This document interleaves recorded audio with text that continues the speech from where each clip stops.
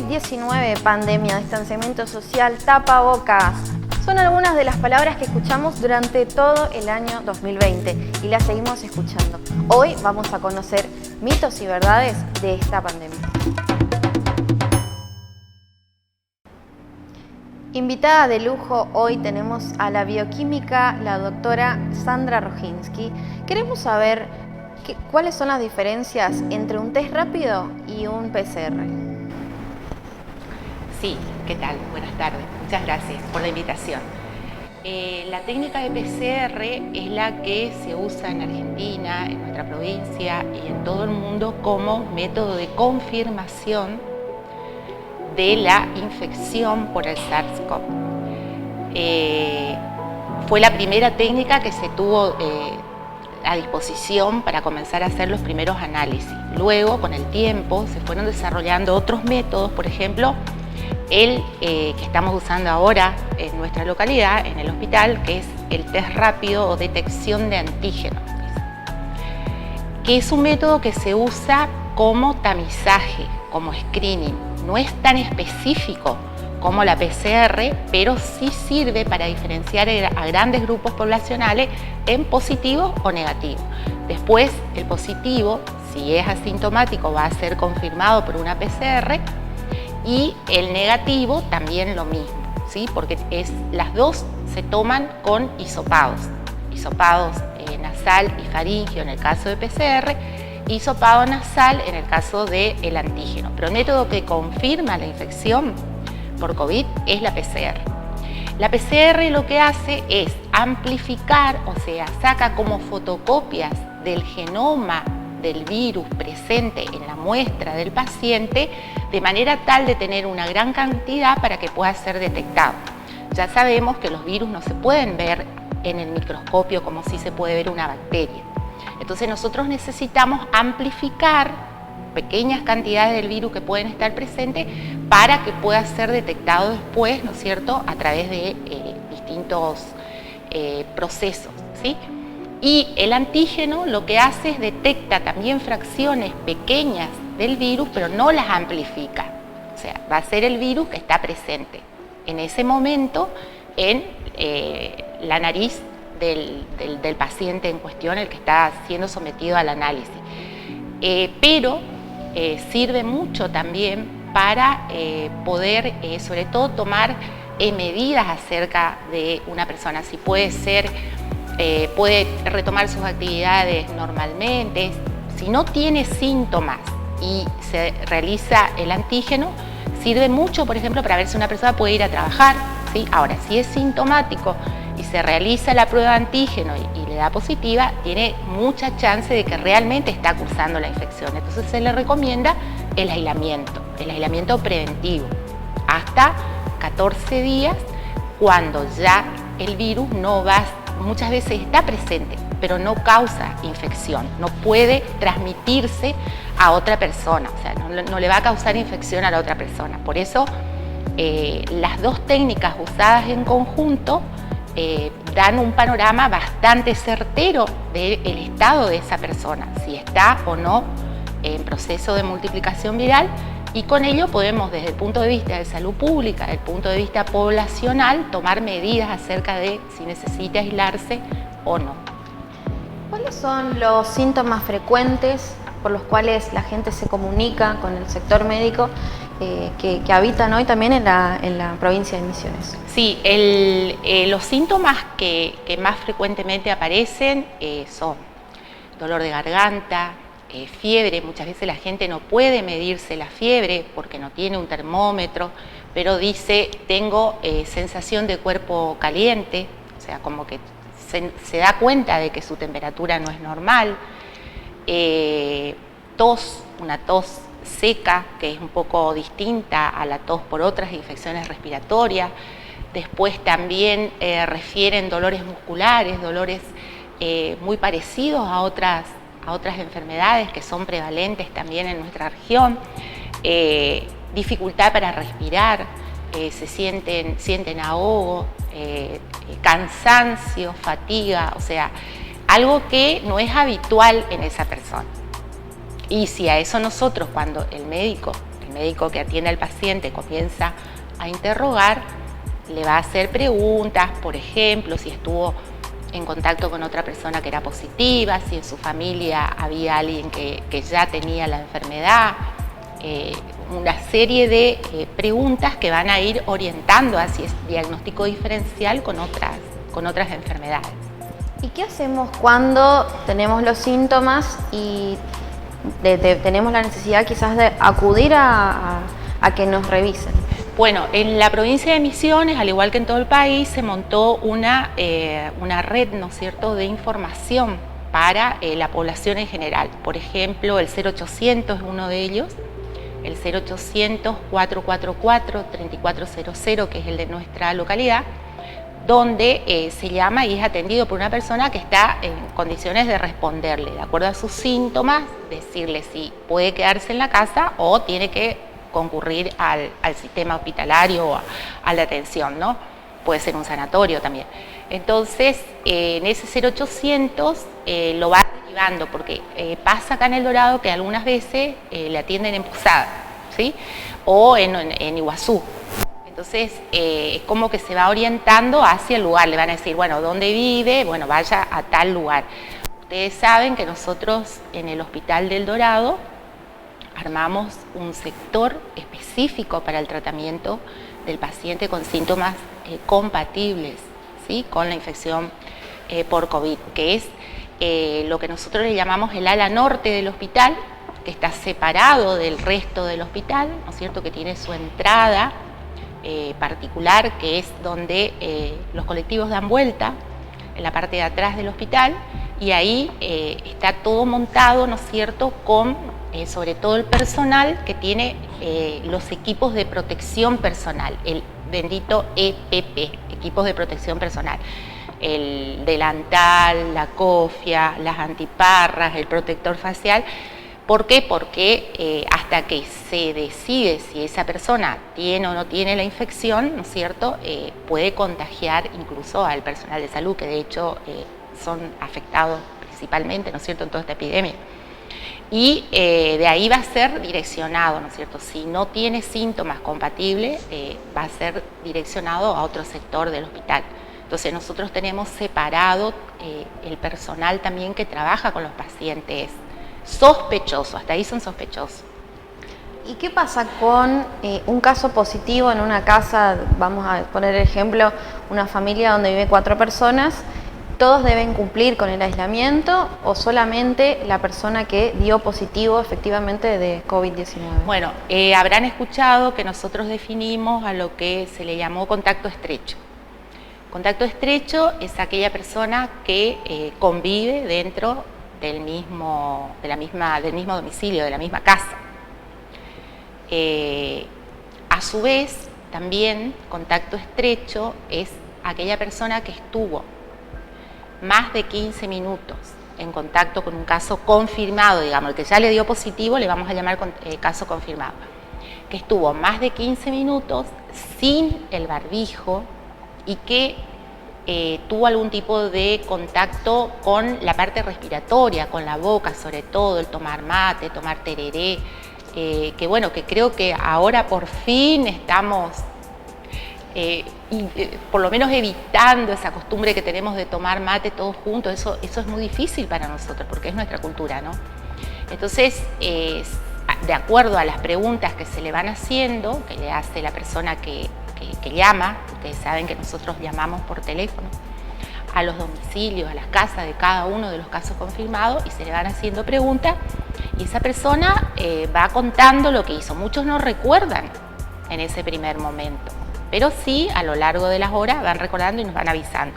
Entonces, esas personas, contactos estrechos, más de 15 minutos, en las últimas 48 horas, o sea, 2 días previos, ¿por qué? Porque puede estar contagiando, entre comillas, sin saber que es enfermo, ¿sí?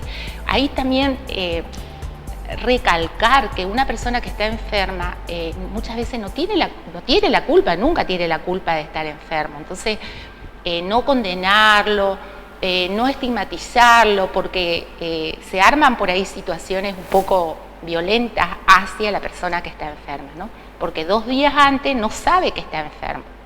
Entonces es lógico que pueda transmitir a la gente que estuvo. Y esa es la definición de contacto estrecho y esos van a permanecer los 14 días igual que el caso confirmado. ¿Y los síntomas? ¿A partir de cuántos días empiezan a aparecer? A las 48, 72 horas. Eso varía de acuerdo con el estado inmunitario de la persona. Sabemos, ¿no es cierto?, que hay gente que tiene comorbilidades o factores de riesgo, como le decimos nosotros, enfermedades preexistentes, con toda esa nomenclatura se lo puede encontrar, que serían, en este caso, las personas hipertensas, los mayores de 60 en primer lugar, que están más vulnerables a padecer la enfermedad. A su vez, si son hipertensos, diabéticos, obesos, cardíacos, asmáticos, si tienen alguna enfermedad que está en tratamiento, por ejemplo, alguna enfermedad que use inmunosupresores, o sea, que van a inhibir su estado de defensa, los pacientes oncológicos, son todas personas que exigen un cuidado especial, que conviene. Nosotros hacemos recomendaciones, nosotros no prohibimos a la gente, ¿no? Pero conviene que permanezcan lo más aislado posible. Habrán escuchado hablar de las burbujas. Las burbujas son componentes, ¿no es cierto?, ya sea de la familia o del trabajo, que se mantienen lo más alejado posible de otros contactos. Entonces es muy difícil que el virus se introduzca dentro de lo que nosotros llamamos una burbuja. Y en este momento se hace un seguimiento especial de los contactos estrechos de personas, casos confirmados, mayores de 60 y con alguna comorbilidad. A esas personas se les llama todos los días o cada 2 días y aparte también está disponible desde hace un mes aproximadamente la aplicación, ¿no es cierto?, la app Misiones Digital, donde uno puede cargar todos los días su temperatura y de esa manera ir marcando el alerta ante el inicio de síntomas. Pero aproximadamente entre 4 o 5 días, una semana, pueden aparecer los síntomas luego del contacto con un caso confirmado. También nosotros que hablamos con las personas, ¿no?, tanto con los casos como con la familia, le preguntamos a dónde piensa que pudo haberse enfermado o haber tenido contacto y muy pocos recuerdan. O sea que evidentemente algo tan simple como ir al supermercado o ir al banco, ni hablemos de fiesta porque bueno, eso ya sabemos que tenemos que evitar, ¿no es cierto? Pero trámites habituales pueden haber sido el lugar donde esa persona tomó contacto con el virus, ¿sí? Una actividad que para la mayoría es inofensiva. Entonces, para esos grupos de riesgo, para esas personas mayores de 60 o los enfermos o los ancianos, hay que tener mucho cuidado y evitar que incluso hagan estos trámites tan inofensivos aparentemente, ¿no? Lo más posible. Sabemos que es muy largo, todos tenemos algún familiar que es mayor y lo difícil que es para ellos, que normalmente hacen su rutina, ¿no es cierto?, de ir al banco a cobrar su jubilación, lo difícil que es, pero tenemos que seguir insistiendo en eso porque son los más vulnerables.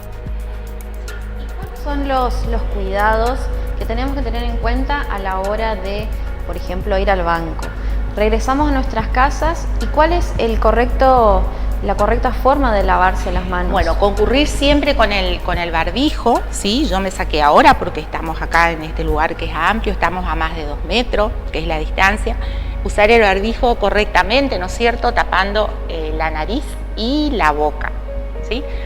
Es importante ahí que sea del tamaño adecuado, porque nosotros vemos barbijos muy pequeños o muy grandes que se caen, barbijos que ya están de algunos desde marzo, ¿sí? Cuando empezamos a usar los tapabocas caseros, lo mismo, ver que tenga bien el ajuste en las orejas, tratar de que sea lo más cómodo posible, lo más amplio. Llevar siempre el alcohol, el alcohol al 70, o sea, alcohol diluido en agua puede ser, o alcohol en gel o cualquiera de los otros productos que se consiguen, ¿no es cierto? Nosotros usamos generalmente unos envases más pequeños para que pueda ser más fácil de trasladar pasarse a cada rato. Esto no reemplaza el lavado de manos. Cuando uno llega a la casa, después de haber hecho un trámite, lo que conviene es lavarse las manos con agua y jabón. Lavarse en forma consciente, no ese lavadito así de poner la mano abajo del agua y un poquito de jabón y listo, y la puntita de los dedos, no. ¿Se acuerdan cuando empezaba la epidemia que se hablaba del cantar el cumpleaños feliz? Lavar bien entre los dedos con jabón común y enjuagarse con agua, porque el lavado de manos tiene la capacidad de arrastrar, ya sea en este caso a las secreciones, ¿no es cierto?, donde está el virus, y también sirve para las otras enfermedades, sirve para las bacterias. O sea, lavarse la mano con agua y jabón es algo que debemos adquirir en nuestra rutina cada vez que salimos o cada vez que tocamos algo que no sabemos y quién tocó antes. Sobre todo el dinero, ¿no es cierto?, que recorre muchos lugares. Entonces, lavarse bien las manos. Es lo posible sacarse los zapatos, ¿sí? Los zapatos arrastran también contaminantes de la calle, de los lugares donde estuvimos. Y si no, pasarles por un trapo, ¿no es cierto?, medido en lavandina. Para lo que sea limpieza domiciliaria, limpieza de calzado, limpieza de utensilios en general, por ejemplo, las manijas de las puertas, en las paredes, los pasamanos donde uno se va agarrando, el piso, lo mejor es la lavandina, ¿sí? La solución de hipoclorito de sodio en agua. Hay una manera de recordar que es muy sencilla, que sería para un balde normal, un balde que tiene 5 litros, colocar un potecito de yogur de los más chiquitos, que tienen entre 150 a 200 mililitros, y diluir, y con eso limpiar todo lo que uno toca. Todo lo que uno toca, porque uno va a llevarse el virus a la boca por las manos, ¿no es cierto? Entonces, limpiar todo con, incluso el baño, ¿no es cierto?, los lugares que se comparten en la familia, con lavandina, que incluso es más económico, ¿no es cierto?, que por ahí el alcohol, y dejar el alcohol para el cuerpo. Las compras, por ejemplo, el súper, ¿hay que higienizar todo una vez que salimos y las llevamos hasta casa? Sí. Rociar las bolsas, sí, eso se puede rociar con alcohol en gel, porque uno no le va a pasar lavandina con un trapo a una bolsa del supermercado. Y después cada producto rociar y dejarlo un rato que actúe el alcohol. Eso es muy importante. Lo que pasa es que por ahí comenzamos haciendo bien los deberes, pero a medida que fue pasando el tiempo es como que, y bueno, uno se cansa, ¿no? Uno se cansa, pero eso está muy bueno. Igual que sacarse la ropa, tener otra ropa para andar dentro de la casa. Todas estas medidas que estamos, ¿no es cierto?, recomendando ahora por el tema del COVID, sirven en general para todas las otras patologías. O sea, son hábitos que nos convendría ir adquiriendo ya para siempre, ¿sí? Entonces, vamos a disminuir un montón, por ejemplo, las diarreas, las otras infecciones respiratorias, la gripe estacionaria, la gripe común, que vieron que este año no tenemos tanto. ¿Por qué? Porque estamos con el barbijo, estamos con el alcohol, estamos con la lavandina, estamos con el distanciamiento, que por ahí es más fácil recordar si uno dice distanciamiento físico, porque es un distanciamiento físico, porque es una distancia 1,5 metros a 2 metros de la otra persona. También es importante decir por qué ese distanciamiento, porque en este momento que yo estoy hablando con vos, estoy eliminando con la respiración o con la saliva pequeñas partículas que no se ven a simple vista, que nosotros le llamamos flush, ¿sí? Bueno, creo que es en alemán.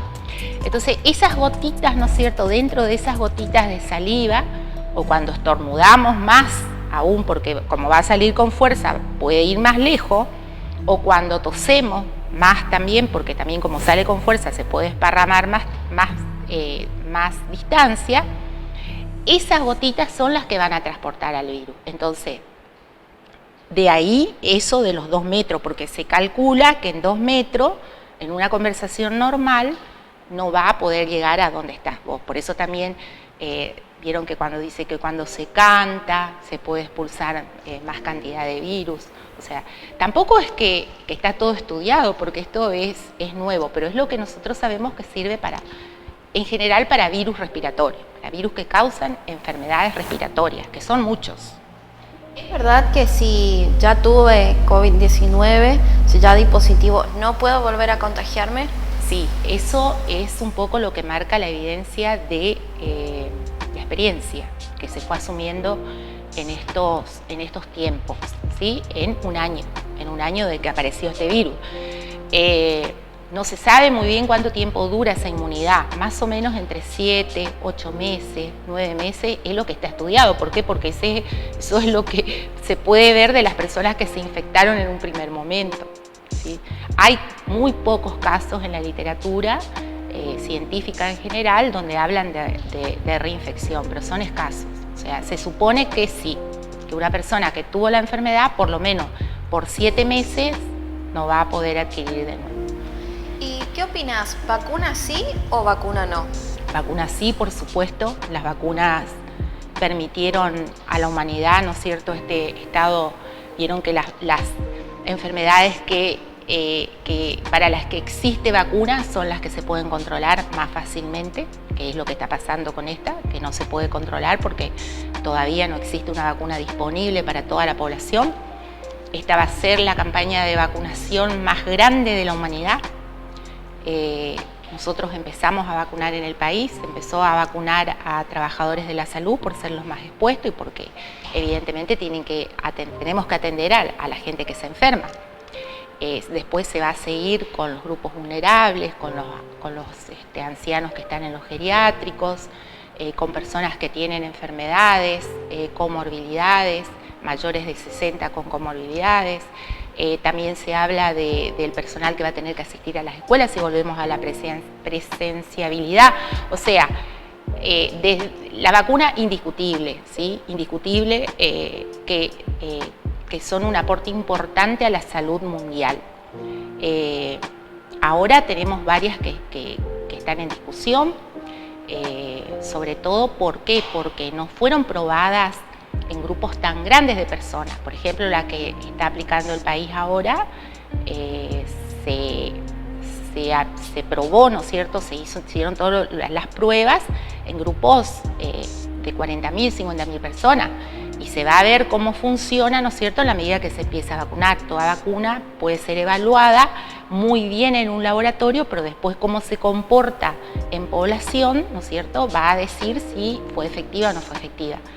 Y es la que contamos en este momento.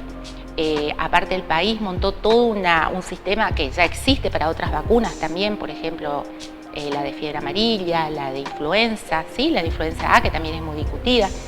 Se montó todo un mecanismo de vigilancia. O sea, todas las personas que nos vacunamos, si tenemos algún efecto adverso a la vacuna, lo informamos, ¿sí? Y eso se hace en todo el país y se van sacando las estadísticas de cuáles fueron los efectos adversos. Hasta ahora, los efectos adversos más comunes en 200.000 personas más o menos que están vacunadas en nuestro país son síntomas locales, por ejemplo, de dolor en el sitio de la inyección, es inyectable, o sea, son 2 dosis y es inyectable, una molestia en el sitio donde fue inoculada la vacuna, un poco de fiebre, nada raro que no pase con otras vacunas que se usan en el calendario nuestro obligatorio, ¿no? Argentina tiene un calendario de vacunación muy importante, estamos dentro de los países que más vacunamos, que eso es todo un mérito de la salud pública de nuestro país, porque las vacunas son caras. Si las vacunas el país tiene que comprar, no es que se las regalan, ¿no?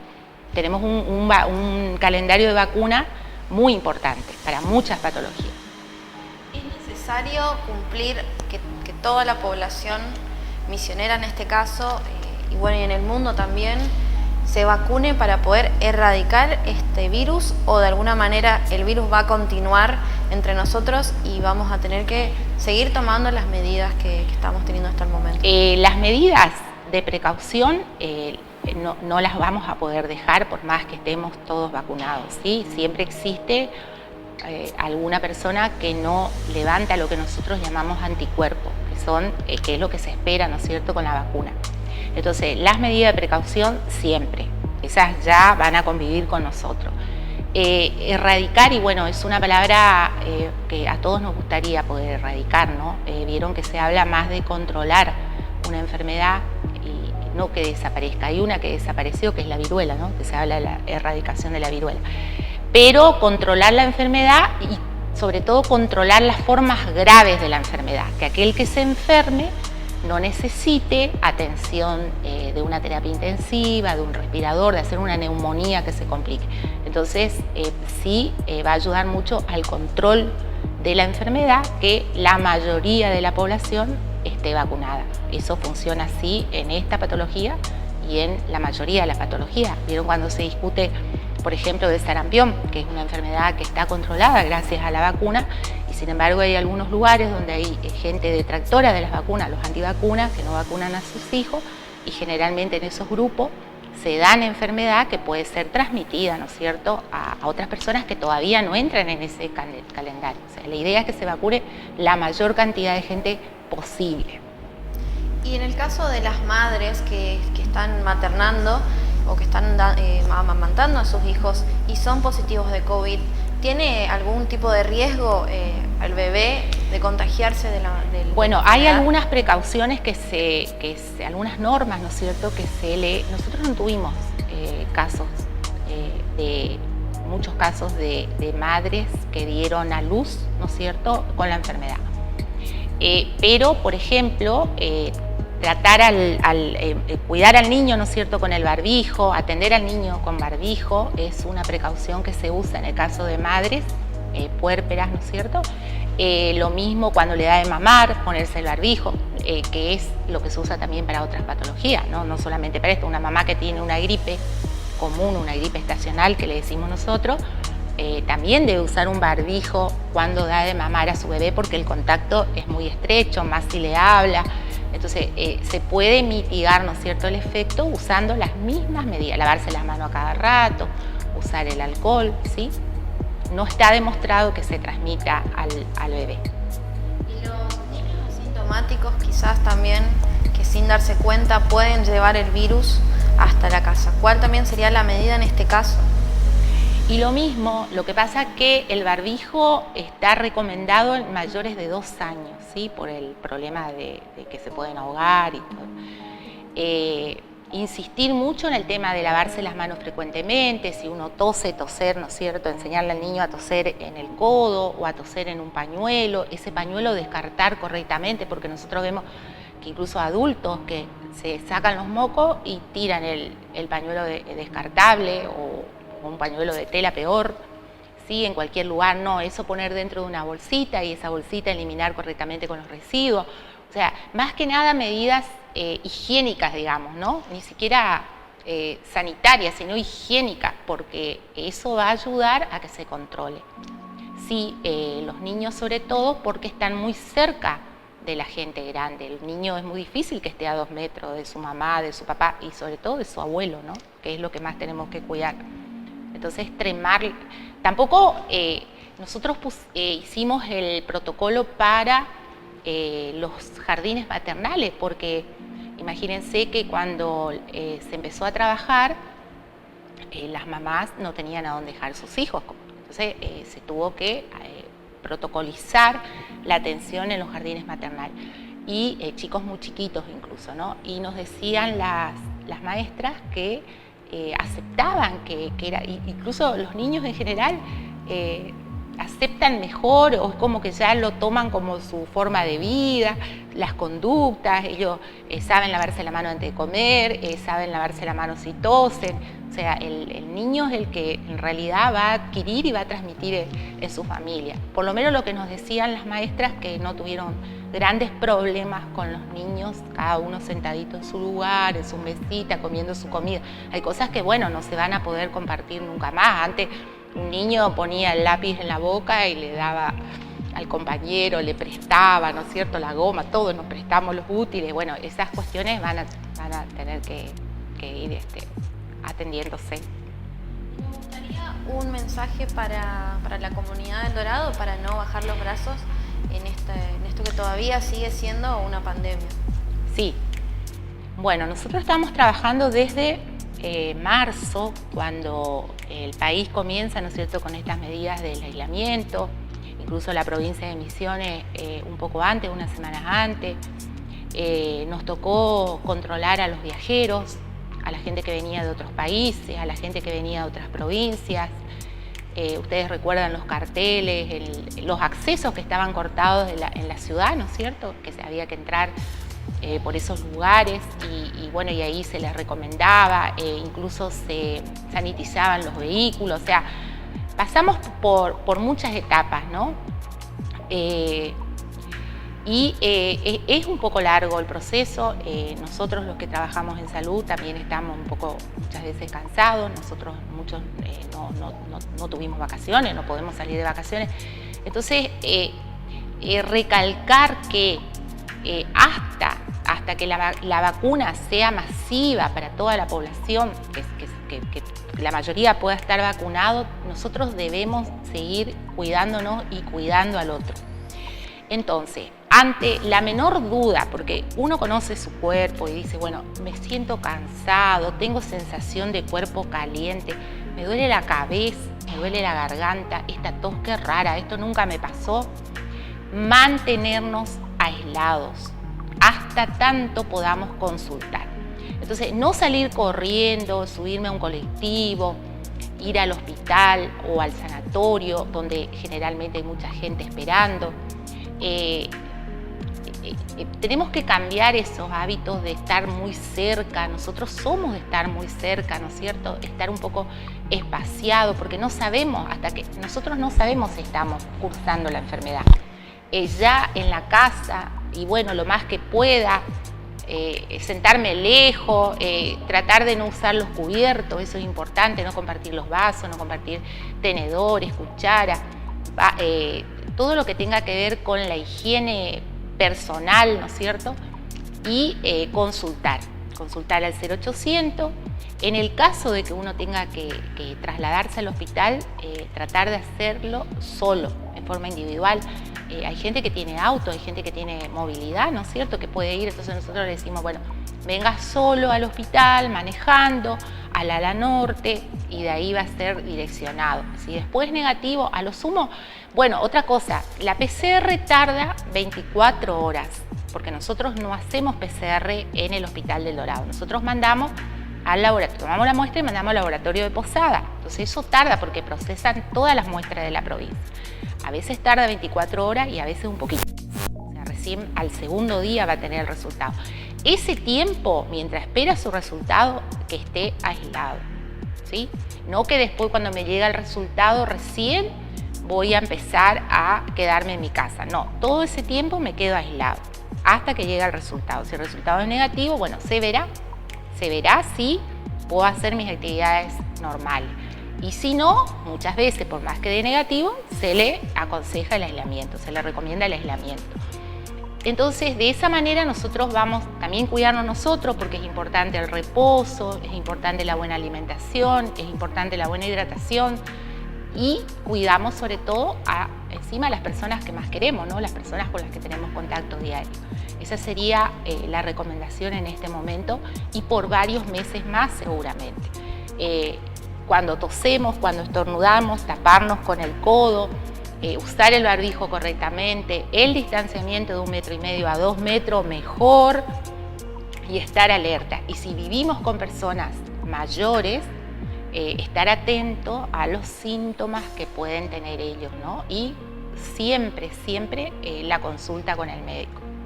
Para seguir cuidándonos, quédate en Canal 9 Norte Misionero, que tenemos muchos más consejos para vos.